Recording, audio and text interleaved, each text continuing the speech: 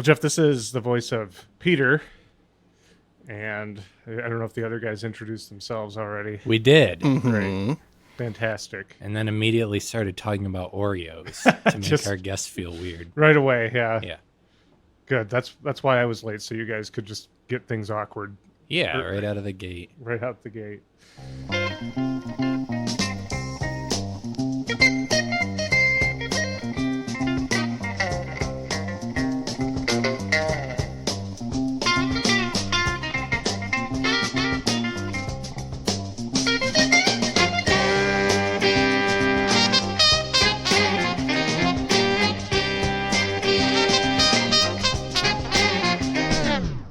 Welcome to I'd Buy That for $1, a podcast about inexpensive, common, and underappreciated records that are waiting to be rediscovered. I'm your host, Sean Hartman, and as many of you know, I haven't always been the mild-mannered podcast host you know and love. In my younger days, I was a dock worker, until one day, an old lobster man pulled me aside and said, "Son, I can tell this life isn't for you. You're destined to inform a small but passionate group of music nerds about good records they can theoretically still find for $10 or less at their local record stores." I've never looked back. Wow, the origin story. Yeah. That's roughly how I imagine you got into this. Yep, that's how it happened. It's nice to be confirmed, though. Well, I'm co-host Jeremy, and I got to tell you guys, I'm in a good mood today. Oh yeah, that's rare. I know. I got a new guitar. Ooh. Yeah. Some drunken fool just left it out on the street. It was just sitting there. Beautiful blonde Epiphone. So I just grabbed it and took it with me. Uh-huh. So that's put you in a good mood. Yeah. And that refers to something that happens in the story of the artist we featured today? Maybe. Oh, great. As the person that put together the bio, I don't know what you're referring to, so it's a good start here.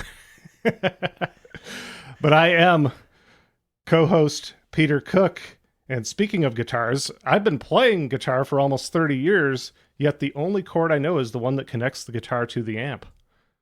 Ugh. I know that's not true, Peter. Yeah, you've seen me play chords. Yeah, dozens of them. Hundreds. Thousands. Yeah. That was a Jad Fair quote from Half Japanese, Jeremy. Oh, okay. And that might relate to our guest today, who is an award-winning director, writer, and producer whose work includes documentaries such as Half Japanese, The Band That Would Be King, The Devil and Daniel Johnston, and author, The J.T. Leroy Story. He has been a writer and producer for episodes of Mike Judge Presents Tales from the Tour Bus, including the pilot episode on Johnny Paycheck and the episodes on George Jones and Tammy Wynette that I definitely watched as research for our Tammy Wynette episode, and the whole series. He was also a writer on the biographical sports drama film Chuck, about heavyweight boxer Chuck Wepner, the inspiration for the 1976 Rocky film, a subject he also covered in the documentary The Real Rocky for ESPN's 30 for 30 series. Welcome, Jeff Vierzig. Hey guys, thanks. How you doing? Doing great. I'm out of breath after reading a truncated version of your bio. A lot to cover. I've been busy. You sure have. And we're very grateful to you for taking some time out to talk to us about an inexpensive, common, and underappreciated record. Would you like to introduce that record? Yeah, sure. Well, first of all, you guys emailed me a very nice request to appear on your show. And then you sent me this elaborate, long list. First, I got really excited. I was like, oh, I got lots of underappreciated albums I could blab about. And then you sent me this list.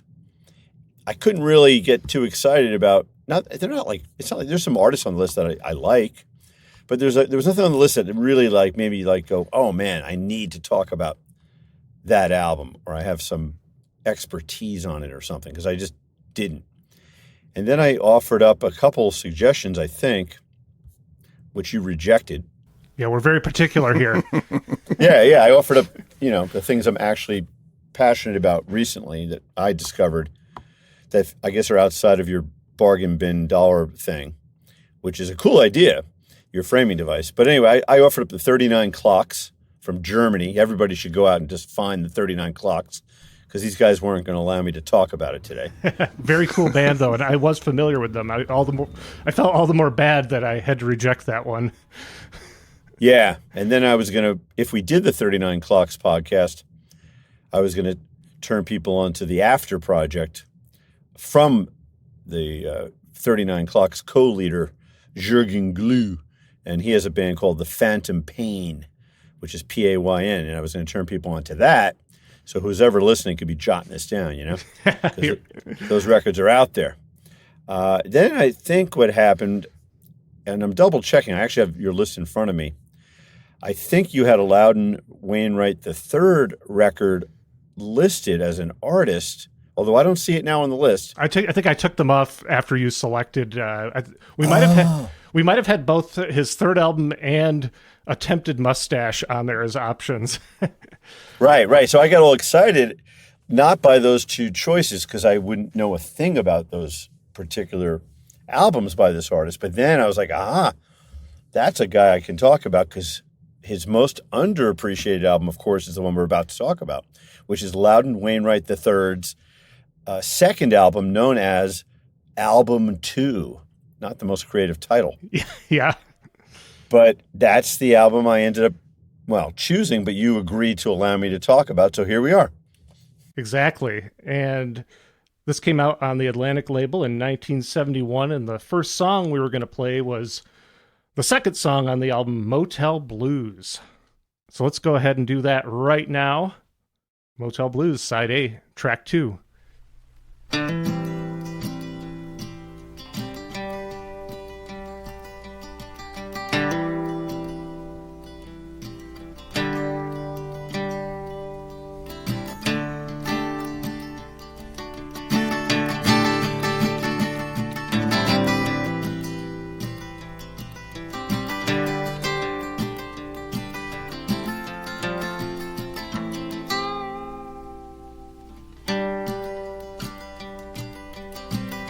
This town television shuts off at 2.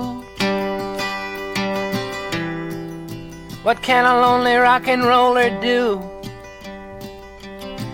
The bed's so big the sheets are clean. Your girlfriend said you were 19. The styrofoam ice bucket's full of ice. Come up to my motel room, treat me nice. I don't want to make no late night New York calls. I don't want to stare at those ugly grass mat walls. Chronologically, I know you're young, but when you kissed me in the club, you bit my tongue. I'll write a song for you and put it on my next LP. Come up to my motel room, sleep with me.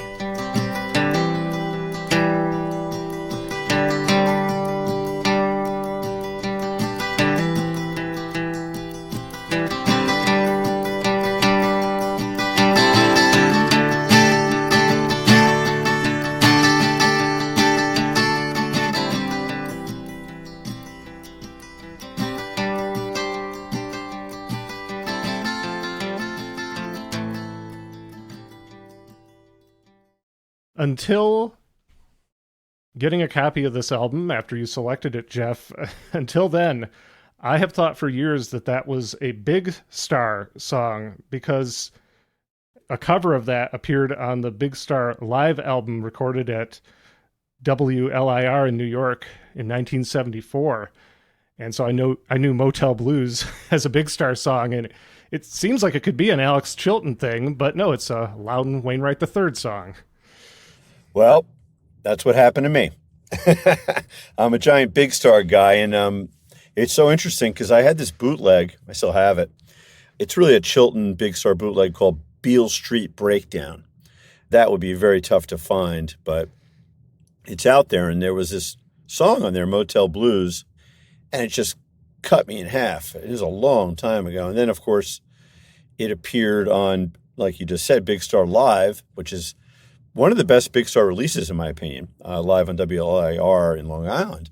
Love that album. Every song that's on all the other Big Star albums that appear live on this record, it's like Big Star, in my opinion, at its best. So I'm a massive Chilton guy, and as far as I was concerned for like 2 decades, Chilton wrote that song, and every version that I've been able to track of him singing it, whether it was with Big Star or Chilton solo, it just cuts me in half every time. It's just one of the great songs. And then I guess it's probably thanks to Discogs, which I spent a lot of time on. I was like, Chilton didn't write that. That's really weird. And of course, being a child of the 70s, I'd heard of Loudon Wainwright III, but I have to admit, I never really listened to him. He was, kind of growing up, lumped in with a lot of other, what people would call the new Dylan, which is very unfair, actually, once I spent some time with Loudon Wainwright III's work. So anyway, I find really the first 3 Loudon Wainwright III albums. I immediately go to album 2, which of course has Motel Blues, and I'm dying to hear, is it possible that, like often happens, like Chilton, improved it perhaps? Because in my mind, it's just a Chilton song. He made it his own, right? I put on Loudon Wainwright III's version, which is, of course, is from 1971. And like every molecule of greatness, all the nuance, all the emotion, the guitar, everything that Chilton replicated and covered is all there in the original. And in my mind, it's a tie. It's a perfect match. It's just perfection, what we just heard and your listeners just heard. So anyway, so that was my introduction to going back and trying to see like what's up with this Loudon Wainwright III, singer-songwriter, artist from early 70s. And I ended up, obviously listening to this whole album called Album 2, which we're going to talk about a little bit more. So after playing the second track, Motel Blues, I was like, okay, I got to check this whole album out. And I just put it on in the car, which is where most of my good listening happens these days. And, he opens with Me and My Friend the Cat. That's when it really struck me. It's like this guy's voice, this high-pitched voice. It's not a beautiful voice, and that's fine by me. And I'm like, Jesus, out of all the singer-songwriters, and I love Dylan. Don't get me wrong. I'm a huge Dylan guy. This is something different. I was like, man, he sounds so much like Daniel Johnston. Yeah. And I've never really heard anybody else sound like Daniel Johnston. We keep going through the record. Nice Jewish Girls.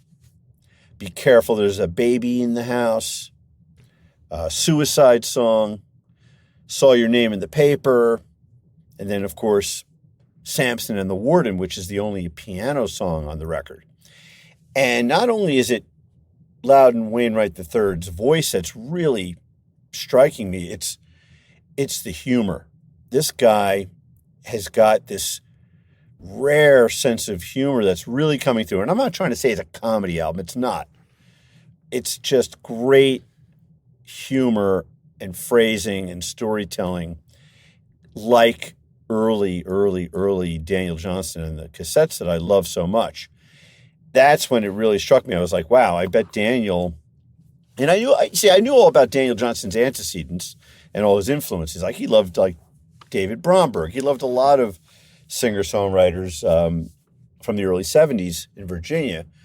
And it was just a theory of mine that he like literally had to have heard not just the other Loudon Wainwright III records, but this particular record, because this record stands out to me.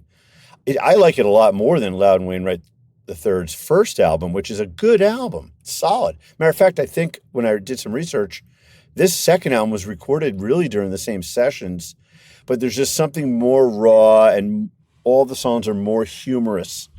And that's why we're sitting here talking about this record. This album is very, very special. And for the people, I did some Googling and I was reading all the old reviews. And honestly, it's largely been lost on most people about how truly great this album is. This might be his truly great album, and he's a good artist, don't get me wrong, but this album stands out. It's totally different. It's a left turn, and then he's back on the highway with the trip he's on. It's a good trip, but boy, this one is the one I want to be talking about. And if you could find it cheap, like you are promoting with your podcast, like in a bin anywhere, you want to get this record. This album's going to give you a very unique experience, not just some weird singer-songwriter album from the 70s. It's something else. It's special. And in my opinion, Daniel Johnston, when he was really young in high school, was playing the living shit out of this album. And then he wrote whole albums based on it. Songs of Pain, More Songs of Pain, The What of Whom, Respect, Retired Boxer, Don't Be Scared, or Don't Be Scarred, depends how you pronounce it. Those are the Daniel Johnston albums that most people still overlook, unfortunately. But those are the ones they should be listening to, because those are the ones with the really humorous Loudon, Wainwright III inspired songs that I love so much. Yeah, I had never heard this album until you suggested it, and as soon as I put it on, you had just mentioned that it had to you connections to Daniel Johnston, and as soon as I put it on and heard Me and My Friend the Cat, I thought, yeah, I'm hearing it. And yeah, this is a different Loudon than what I know from the third album, album 3, as well as Attempted Mustache. Those have full bands on more of the songs, and they're more polished songwriting. This one feels very personal, like he's just anything he's feeling, getting out or having to sort of exercise from himself is just going right into the songs. Yeah, I totally agree. I mean, his humor is, like Daniel's, really sardonic, often really black. And I love that. And his voice is cracking all over the place. This is a really raw, like going for it, first take album, but recorded really well. And anybody who wants to go on that trip is going to be in for something. I mean, this is really the way that it hit you and me by surprise. I can't imagine anybody else not feeling the same way. This is an overlooked, fantastic album from 1971. Agreed. Meanwhile, the record label dumps him after this album. Yeah. Atlantic put out album 1 and album 2 sort of back to back. It sold, bupkis, and they dumped the guy, and that was that. Yeah. Clive Davis then came along and took him over to Columbia, and that's when he started having mainstream success. Somewhat. Yeah. Relative. Not a household name, but yeah. He had a career. He absolutely had a career, and a good career, and he worked, and that's great. And he probably made like 30 albums, but man, this one fell through the cracks. Well, should we give them a little bit of that opening cut we've mentioned a couple times, Me and My Friend the Cat? Totally, and you believe it. His friend is the cat in this moment in his life. Yeah, exactly. Well, this is side A, track 1.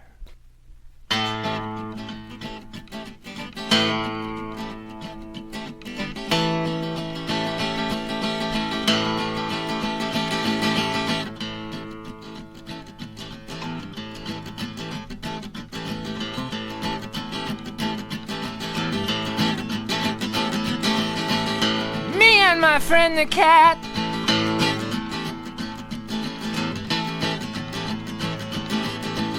Into the night we sat. We were sitting at speeds known only to few. Incredible distance we traveled us to. If only you'd been there, you'd know what I mean. If only you'd been there, if only you'd seen. For the Ides of March were upon us then, and it's been a year since I didn't know when.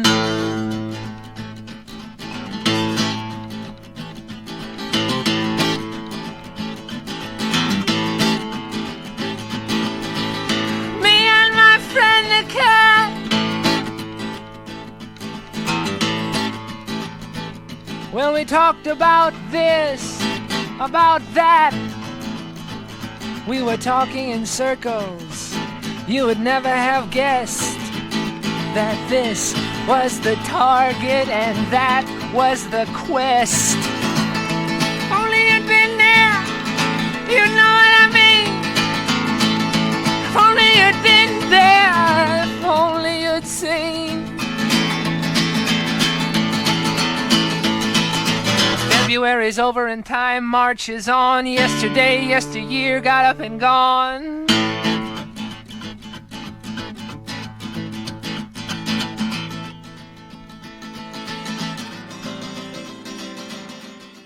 As soon as I put this album on and heard that song, I also concocted a much less evidence-based theory of an artist who has to have been influenced by this guy. Gordon Gano.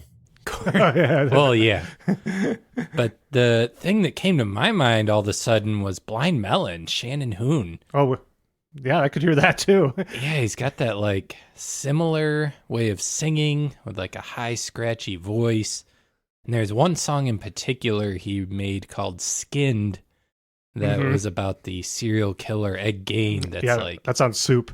It's a great song. Like a silly, kind of goofy, but it's like dark. And I'm like, this is a straight line. This is where he took that from, was Loudon Wainwright the third. Yeah, that's not a bad theory. I don't have anything to prove. No it. notes? Yeah.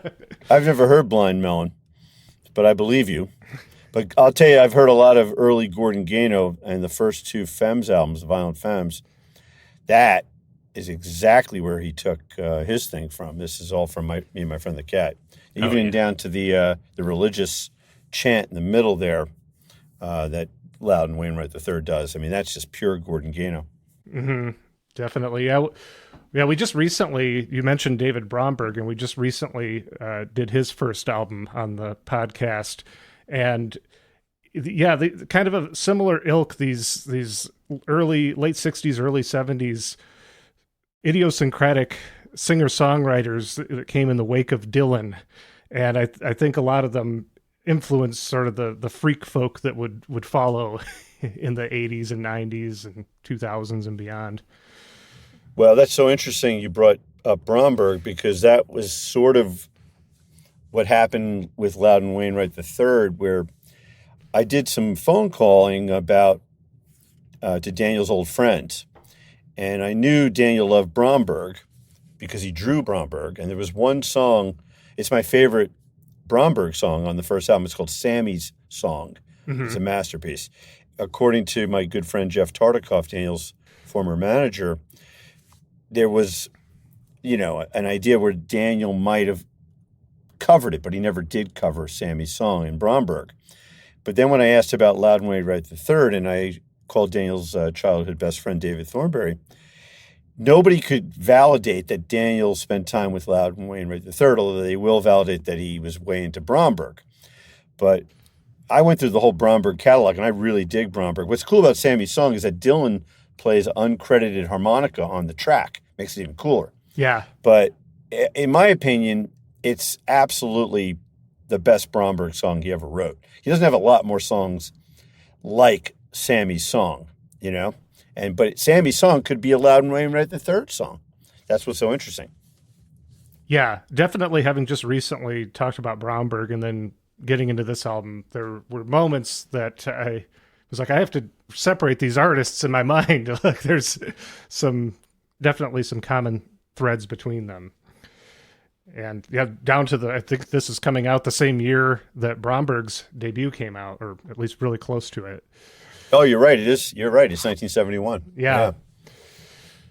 Well, I put together a little bio on Loudon here. Would we like to get into that at this point? Let's do it. Sure. Yeah, I only know his ex-wife and girlfriend thing. Yeah. And that's it. Well, yeah, he's come up on our Roaches episode as well as our McGarrigle Sisters episode because he's tied right into that.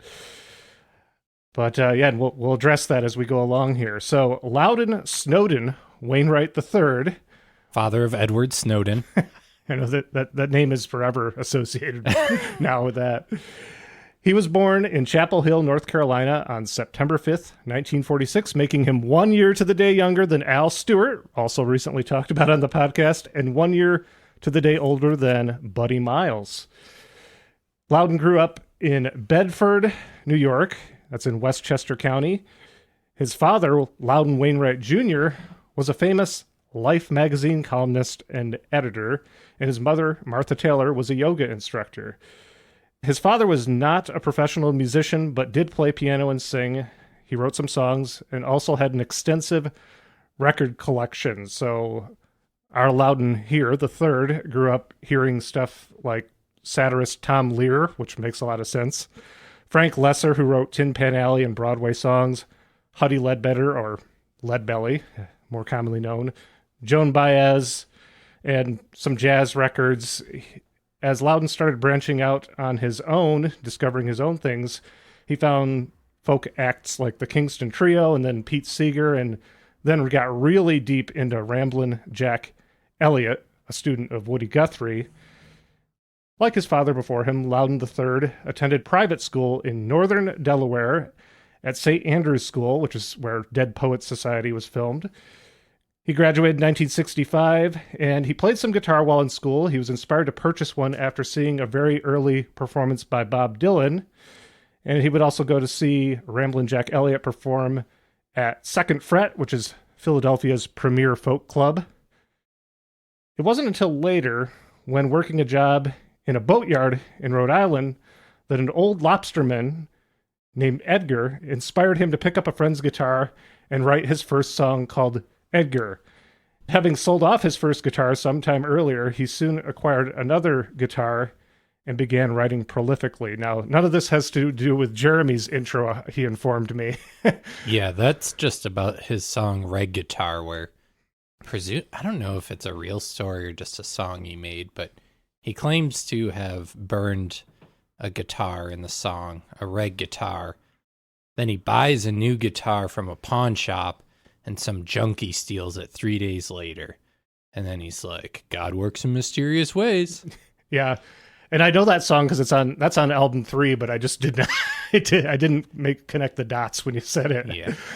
Oh, well, that's interesting because that song stood out for me on album 3 because he mentions Peter Townsend by name smashing the guitar, by the way.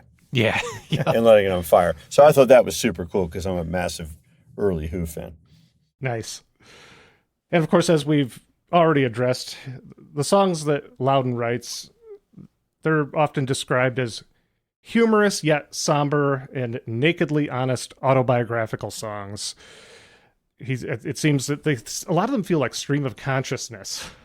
Like that Me and My Friend the Cat, it almost feels like it could have been off the cuff. It feels that way, but they're always like way too clever to have actually been that way. Yeah, agreed. It definitely seemed like critics and interviewers of the time didn't always know what to make of the humorous element of his music. I saw people ask him, like, are you even serious about your music? Like, is this all a joke to you kind of thing? Some people just didn't get it. Which has to hurt. He seems like a real craftsman with his songs. And yeah. I mean, I feel anytime that you have something that can be interpreted as humor, you instantly get put into that parody or satire category, and it's like that can be a part of something without it being the whole. Right. That's a really good point you guys brought up because in all the old reviews, because I read them all to prepare for this chat, they all missed it. And that's because these critics are largely humorless, unfortunately. But people dig this unique humor that Loudon is serving up here.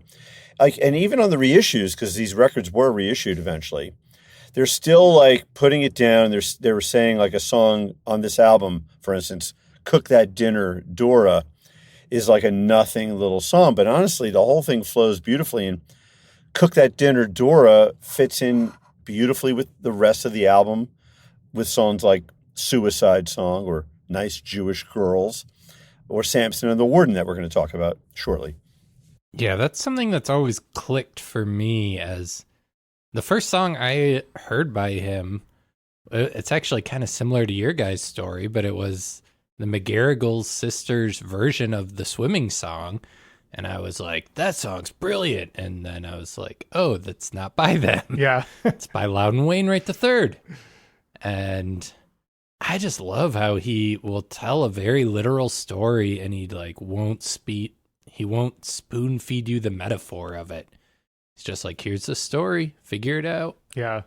Yeah, the next song that we were going to play in just a moment here, I'll talk about what that's about, which I never would have picked up on. But just a little more information on his story here. He began playing in Boston and New York City folk clubs, and while performing at the Gaslight in Greenwich Village, he came to the attention of Milton Kramer, who at that time ran the publishing company of Frank Lesser, one of Loudon's major influences, and Milt recognized that was there, and he became Loudon's manager and signed Loudon to Frank Music Publishing Company, securing a record deal with Atlantic.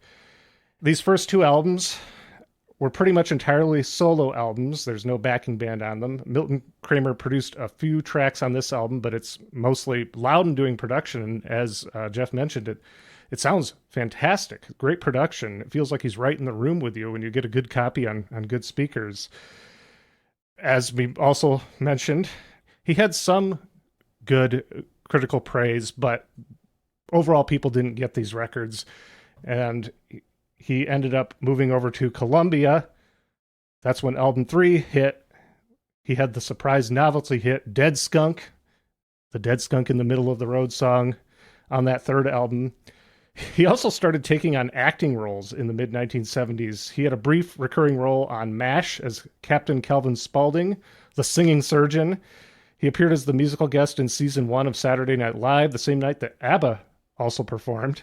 That's an interesting combination. Whoa. He's appeared on several TV shows, including Ally McBeal, Parks and Recreation, and Undeclared, that was a Judd Apatow show, and he's appeared in a number of Judd Apatow works, including 40-Year-Old Virgin and Knocked Up, the latter in which he also composed the music for that film, Knocked Up. He was also in Tim Burton's Big Fish and Martin Scorsese's The Aviator. So he had done some acting school previously. So kind of one of those born to be on a stage. And yeah, he's released over 25 albums. Most recently, the album Lifetime Achievement in 2022. So that's very recent. It reflected on life during COVID. He has won a Grammy for Best Traditional Folk Album in 2010. That was the third time he had been nominated. I watched a little bit of it. I didn't watch the whole thing, but he released a Netflix special in 2018 called Surviving Twin. And that was a live performance presented as a posthumous collaboration between him and his father, utilizing his father's writing. And he had this struggle with his own identity, with already having a famous father named Loudon Wainwright, finding his own path. So it seems to be about coming to terms with that. I feel like you did all right on that front. Yeah, he pushed hard enough, didn't he? Yeah. So I mentioned the next song that we were going to play had a meaning that I would have never gotten from just listening to the lyrics. I did some deep research, and by that I mean I read some YouTube comments. And Nice. the recording engineer on this album, Michael Leary, was commenting on the YouTube page for this next song, Saw Your Name in the Paper. He said that Loudon told him that this was written in memory of Janis Joplin, who would have just passed away right around the time they were recording this album. Oh, wow. So that was the next song that we were going to feature, Saw Your Name in the Paper, Side A, Track 6.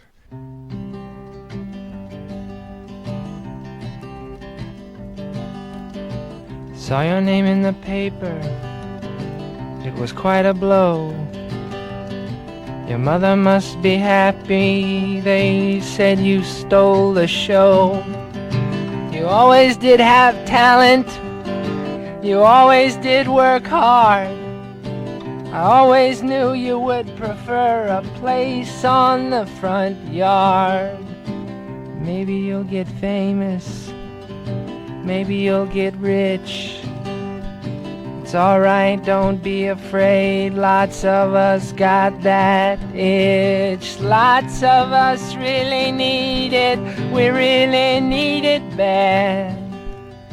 Lots of us are desperate, lots of us are sad.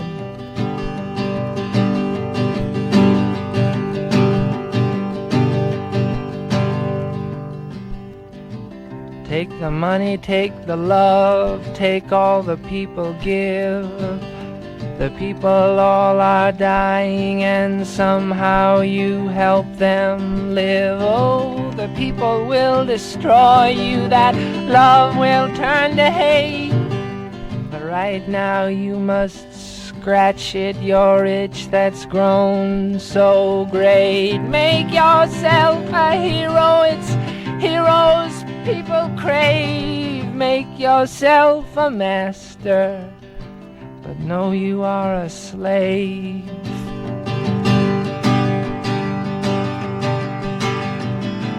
Saw your name in the paper. Saw your name in the paper. You know, I picked that song because, well, one thing I had no idea it was about Janis Joplin. And honestly, if you saw it in a YouTube comment, I'm not convinced it is about Janis Joplin. The lyrics, to me, sound like he was young and read about some friend in school who got written up. He could have literally been on, the javelin team or something.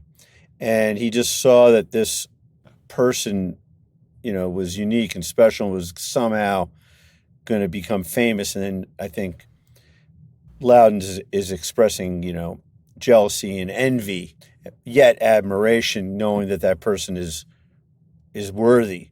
I think it's a pretty cool song, but I don't hear any Janis Joplin in that. I don't mean Janis Joplin's influence. I just don't hear the biography. It sounds like it's someone he knew. Mm-hmm.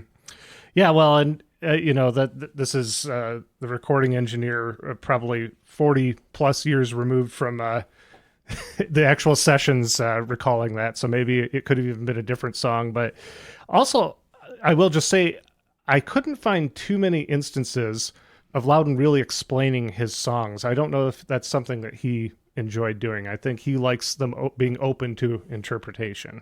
I think that's exactly right. Loudon has a really sardonic wit. So he's probably sitting there with this engineer, right? And the engineer's like, hey, what's the song about, man? And Loudon, of course, just says, oh, it's about Janis Joplin.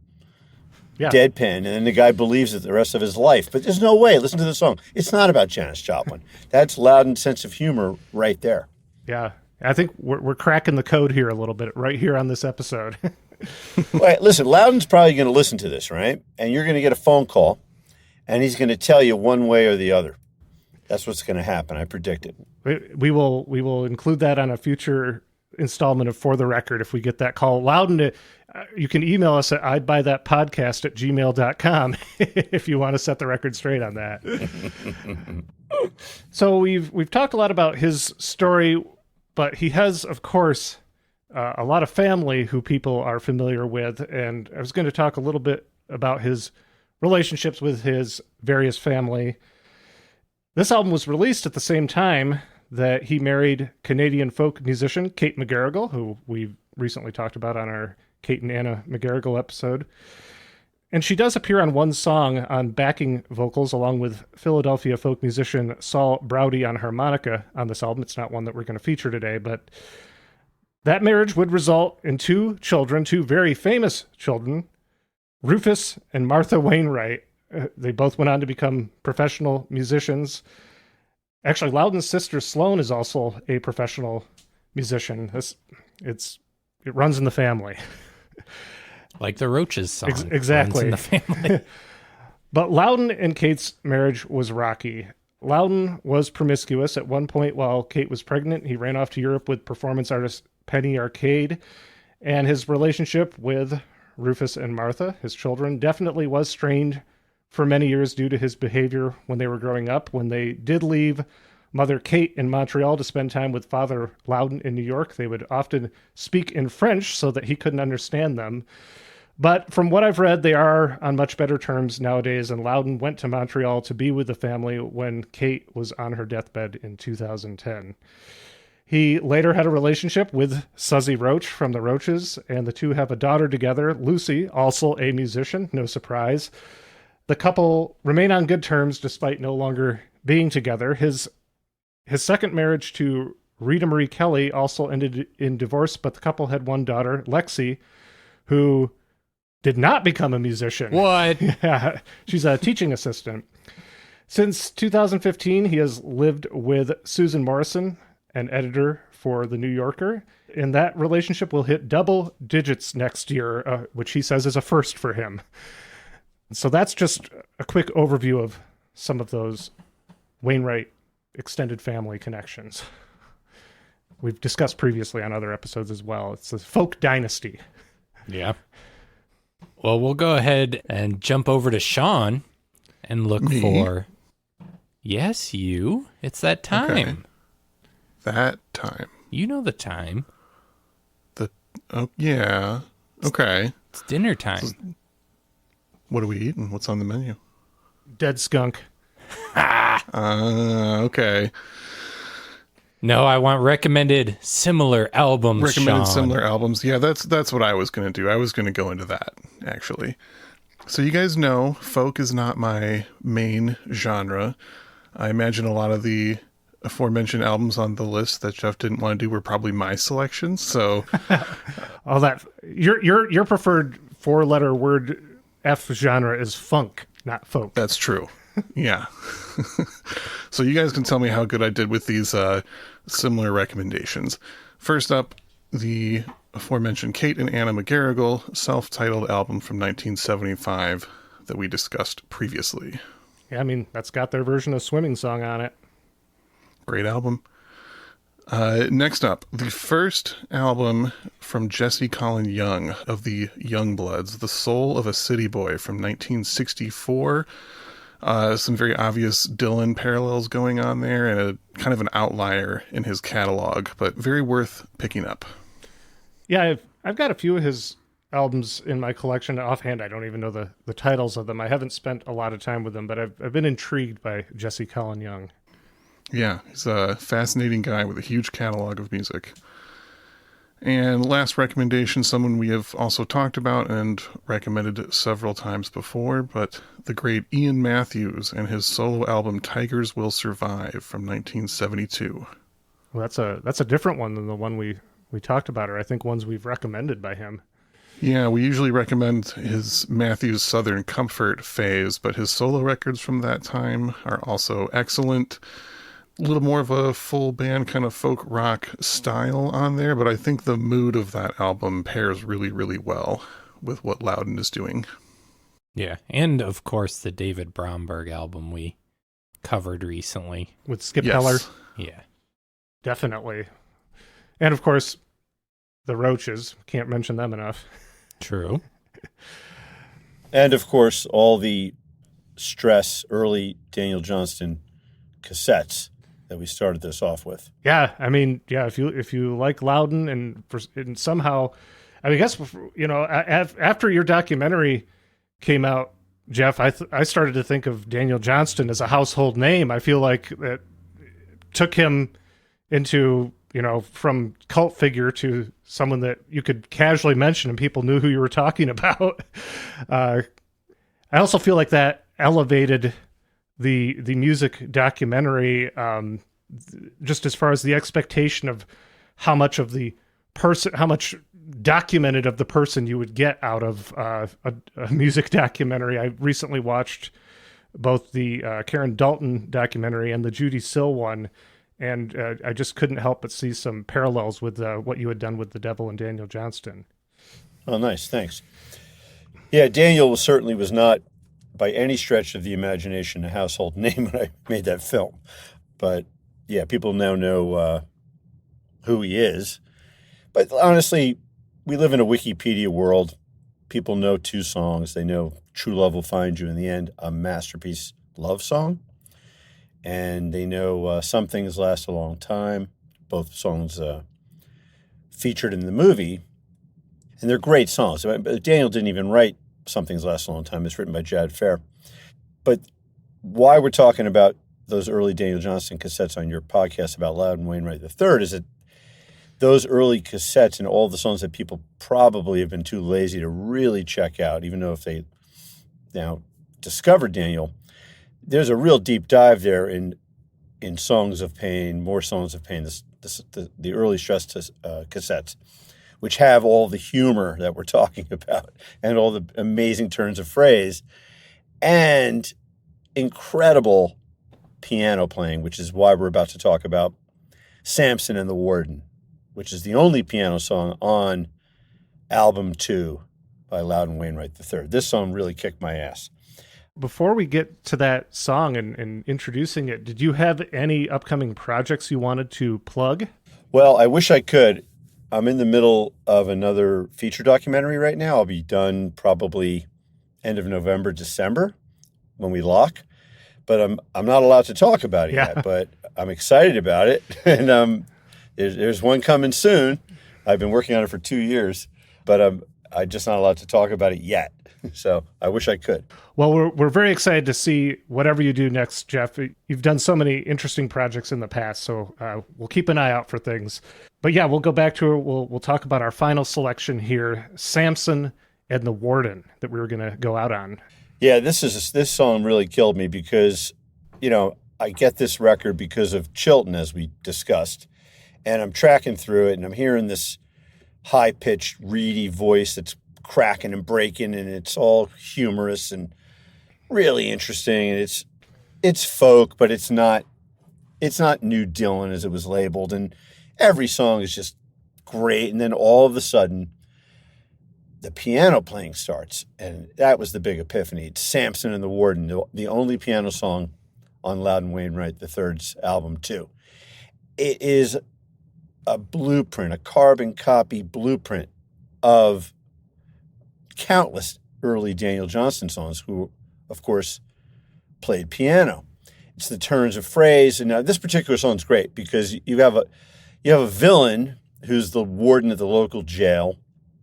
It's either fiction or Loudon spent some time locked up. It's a true story. It was from 1968. He was arrested in Oklahoma on marijuana possession, and they were threatening to cut his hair while he and his friend were in jail there.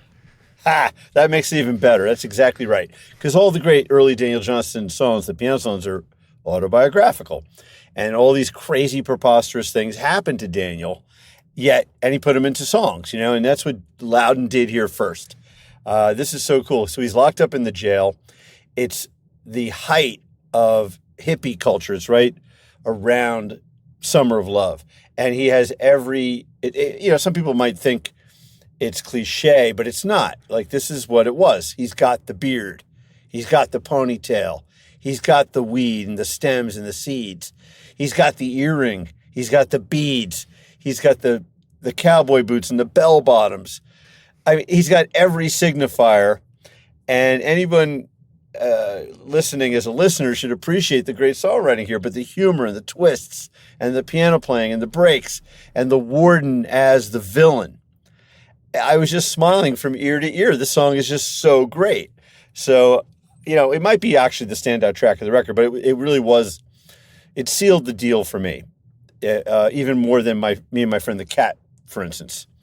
This was exactly the track Daniel Johnston laser beamed in on, right up there with Dylan and the Beatles and Bromberg and early Springsteen, things that I know he was listening to. But this is something else, this track, so check it out. Yeah, we'll get out of here on Samson and the Warden by Loudon Wainwright III. Thank you so much for listening to I'd Buy That for $1. And thank you again, Jeff Vierzig, for coming on and talking some wild connections that I don't know that any other guest talking about Loudon Wainwright III would have necessarily made. Very informed connections to Daniel Johnston, which is really cool.